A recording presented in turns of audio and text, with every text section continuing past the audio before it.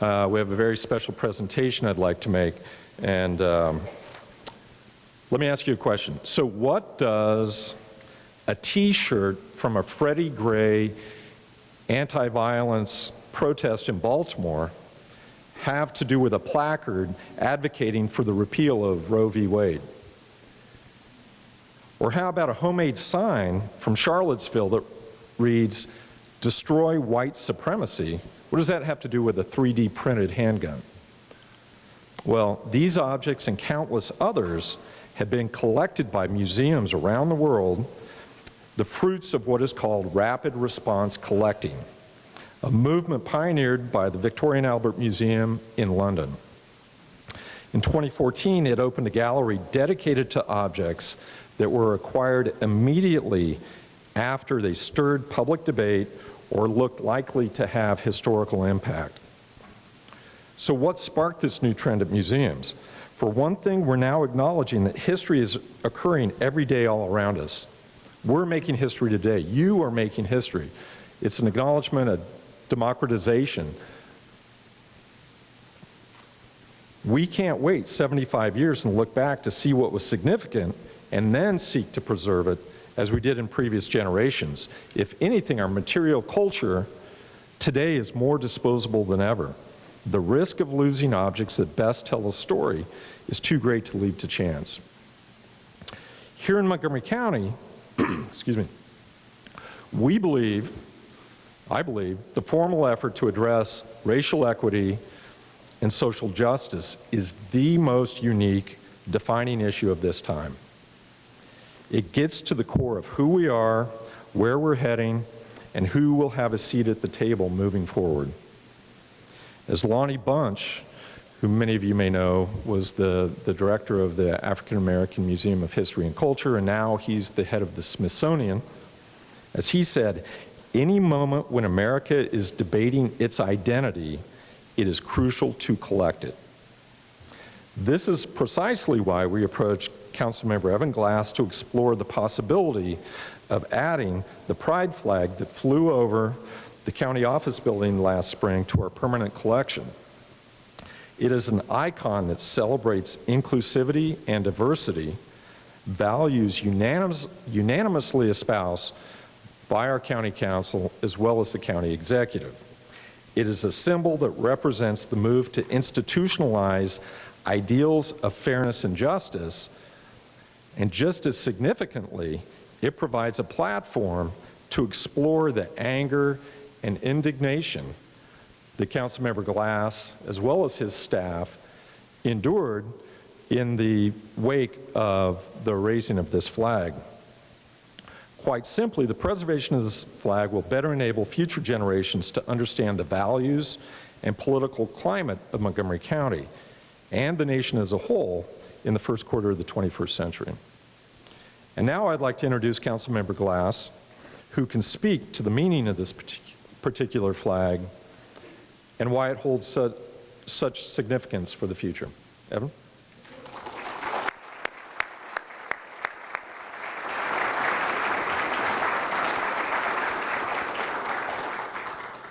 Good morning, everybody. When I looked outside, saw the weather, I wasn't quite sure what the turnout would be today, and for me to bring my husband Jason up to Germantown, I'm thrilled and delighted to see all of you here for this important event, for all the conversations that are going to be taking place today, and I'm honored to be a part of it. So thank you, Matt, for inviting me to share this flag, to donate it to you and to all the residents of Montgomery County. I want to thank the Board of Directors for all the tremendous work that you do. Thank Montgomery College and the Germantown campus for all the work that it continues to do here in Up County, providing educational and cultural opportunities. And I particularly appreciated Dan. Where's Dan? Dan, I particularly appreciated the opening comments you made about history essentially being the concepts of hope and optimism, because ultimately, as we look at history, we need to learn from it. And it is through that educational process that I am hopeful, because I continue learning from history, as I know many of us do here today.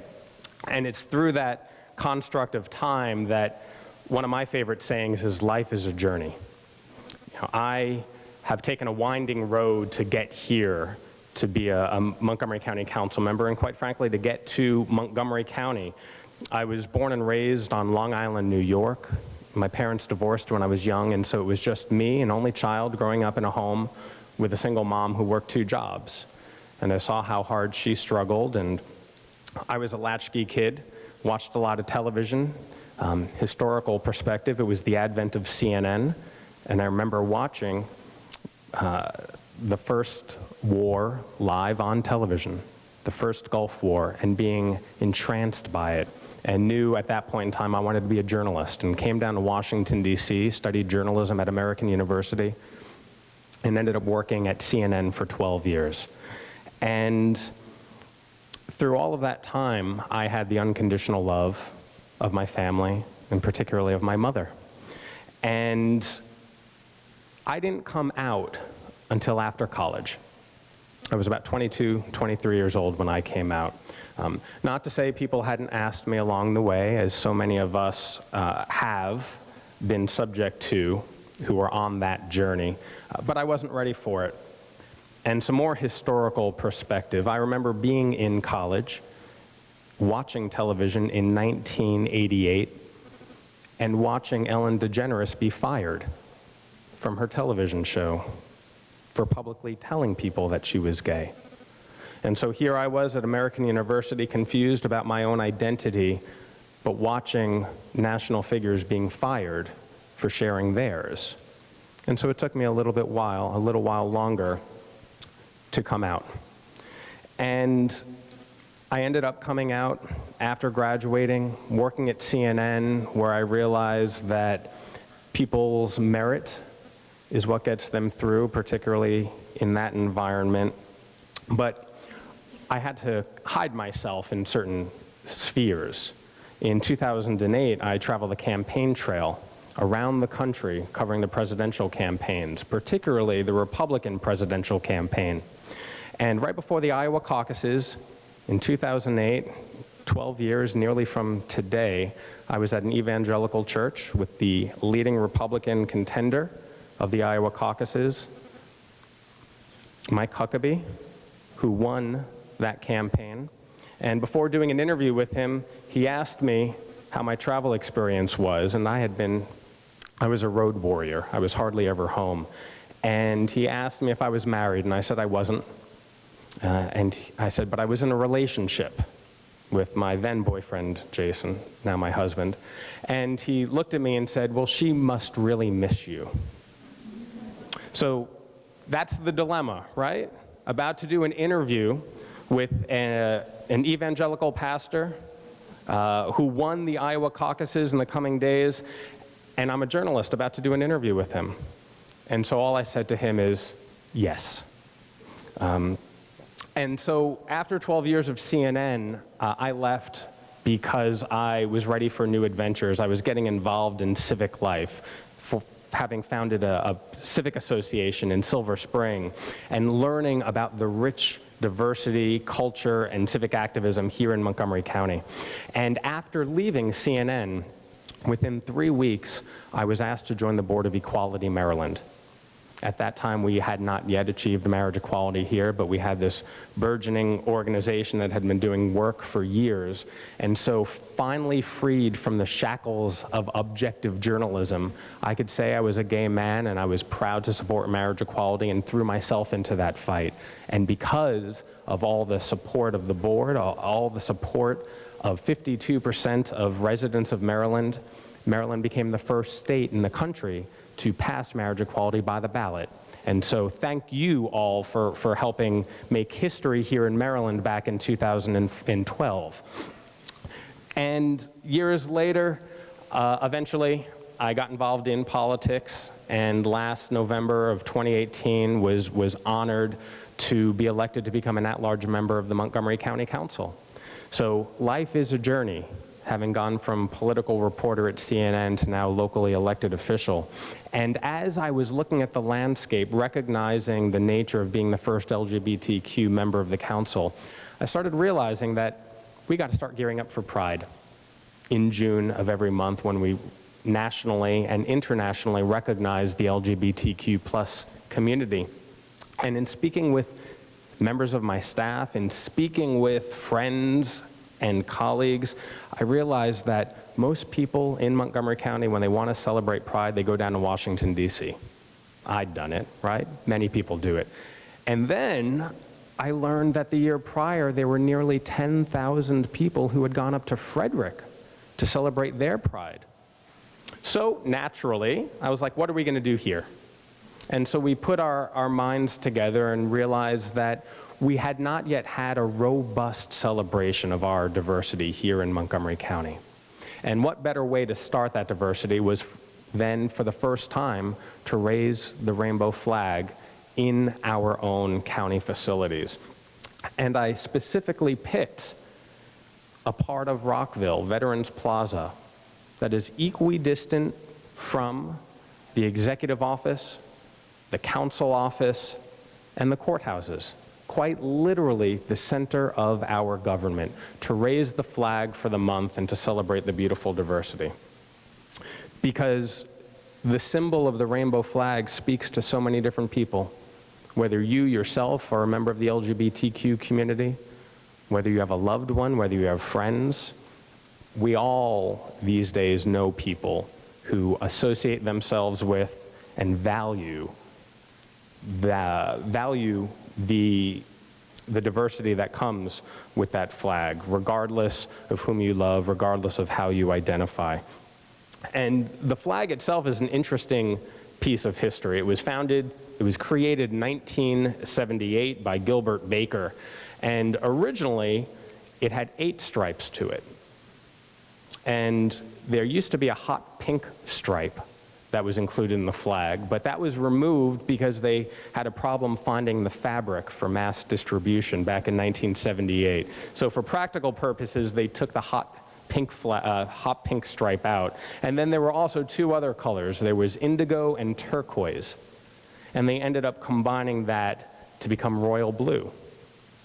And so that is the evolution of this flag, but the evolution continues, because today there are jurisdictions, particularly the city of Philadelphia, which has created its own flag, adding 2 more stripes to it, black and brown, recognizing a further level of diversity within the LGBTQ community and within the society in general. And of course, we have the trans flag, and we have other flags as well. So the evolution, not only of society, but the evolution of the flag continues, and I think that's a really important point. But as has been noted, not everybody was supportive of the flag being raised. You know, not only did I start the month with the raising of the flag, but then we had a robust month-long celebration, from having Family Day at Glen Echo, another beautiful historic gem in our community, to having a screening of a historic film at AFI, another cultural gem. You can see where my mind goes, wanting to combine all of these historic and cultural institutions here in Montgomery County. And then we had some fun nightlife events for others as well. But once I sent the email out, letting everybody know about the series of events that we were having, the hate immediately began. It started with an email to me directly, asking if I was going to be wearing a skirt at these events. And then came the emails to my office, the tweets, the direct messages, and the phone calls. And the phone calls were so bad and so often that we stopped answering our phones for 3 days. The phone calls did come from people in Montgomery County, and from people in Montana, and Missouri, and Alaska, and all across the country, because some in social media and some in other parts of our vast media empire here in the country didn't like the fact of what we were doing here. And people shared their opinions. And for me, putting myself in the arena, I could handle it. I knew why we were doing this. I knew how important it was. But for my staff, it was devastating. My chief of staff, Valeria Carranza, who is here, made sure that everybody on my team felt comfortable, that they felt mentally sound, that they received the help that they needed because they were hired to do the good work for you, whether it's fixing potholes, trimming trees, things we like to do, other policy initiatives, but they weren't there to answer phone calls from haters around the country. But that too passed, and eventually we had all of the Pride events throughout the entire county, celebrating with hundreds of our neighbors and colleagues and family members, and it was a good time to talk to each other. And what amazed me more than the gathering itself was the diversity of who was there and the ages. There were middle school kids who were there, who were saying that they were proud to identify however they chose, however they are, and that they wanted a community. And ultimately, that's why I do this work. That's why my office does our work. And I know that's why so many of you were supportive, because here in Montgomery County, we live here because we love our diversity. We love the inclusion. We love our progressive values, where it doesn't matter where you were born. It doesn't matter where you came from, your race, your religion, how you identify, who you love. And for me to, at least in some concept, be a symbol for this movement, at least here locally, I understand the importance of that. And I truly appreciate all of you for recognizing not what the flag has meant to me, but what the flag means to all 1.1 million residents of Montgomery County. What it means for the residents who are not yet here, and especially for the residents who are not yet far enough on the journey to know that once they reach that space where they can be honest not only with themselves but with the rest of the community, this flag will symbolize to them that they are loved here and that they are welcomed here. So with that, thank you very much for the honor of having the ability to donate this flag. Thank you for making Montgomery County a beautiful place to live, work, and play. And thank you for everything that you do.